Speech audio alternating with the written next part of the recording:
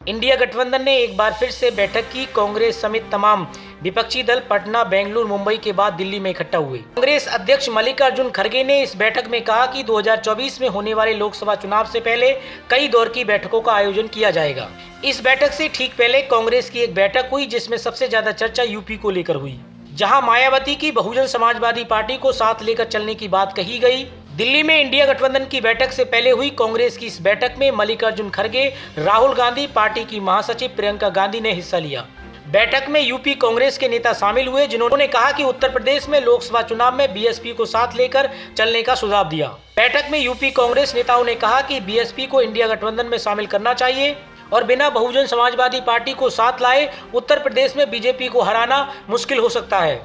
उत्तर प्रदेश में 80 लोकसभा की सीटें हैं जिन्हें अकेले जीतना कांग्रेस के लिए काफी मुश्किल है। वहीं सूत्रों ने बताया कि उत्तर प्रदेश में कांग्रेस नेताओं का कहना है कि अगर यूपी में बीजेपी को हराना है तो बीएसपी को साथ लाना होगा, यानी इंडिया गठबंधन में मायावती की पार्टी को शामिल करना ही होगा। हालांकि कुछ ऐसे नेता भी थे जो मायावती पर भरोसा करने के पक्ष में नहीं है। बैठक में ज्यादातर नेताओं का मानना रहा कि उत्तर प्रदेश में समाजवादी पार्टी के साथ जो प्रस्तावित गठबंधन है उसके हिसाब से उन्हें ज्यादा से ज्यादा सीटों पर चुनाव लड़ना चाहिए। वहीं इस पर कांग्रेस के आला कमान ने कहा कि पार्टी यूपी में सम्मानजनक सीटों पर चुनाव लड़ने वाली है। वहीं सूत्रों ने बताया कि एक तरफ उत्तर प्रदेश में कांग्रेस नेता बीएसपी को इंडिया गठबंधन में शामिल करना चाहते हैं, मगर वे समाजवादी पार्टी को भी साथ लेकर चलना चाहते हैं। उत्तर प्रदेश में भाजपा काफी मजबूत है, ऐसे में उसे हराने के लिए कांग्रेस को स्थानीय दलों की जरूरत है। समाजवादी पार्टी पहले से ही इंडिया गठबंधन में शामिल है, मगर सिर्फ दो दलों का गठबंधन आसानी से जीत दिलाने वाला नहीं है। इसकी बड़ी वजह यह है कि 2024 के लोकसभा चुनाव में कांग्रेस को 2 सीट और 2019 में 1 सीट पर जीत मिली थी। समाजवादी पार्टी ने जहां 2014 के लोकसभा चुनाव में 5 सीटें जीती थी, तो 2019 में भी बीएसपी के साथ गठबंधन करके भी 5 सीटों पर जीत हासिल की थी।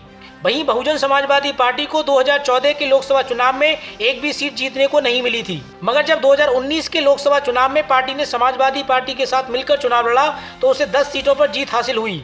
ऐसे में ये दिखाता है कि अगर कांग्रेस, समाजवादी पार्टी और बीएसपी दोनों एक साथ तालमेल बिठा लेती हैं तो जीत की राह आसान हो जाएगी। वहीं उत्तर प्रदेश की राजनीति में मायावती का अभी भी बड़ा जनाधार है, इसे कमतर नहीं आंका जा सकता।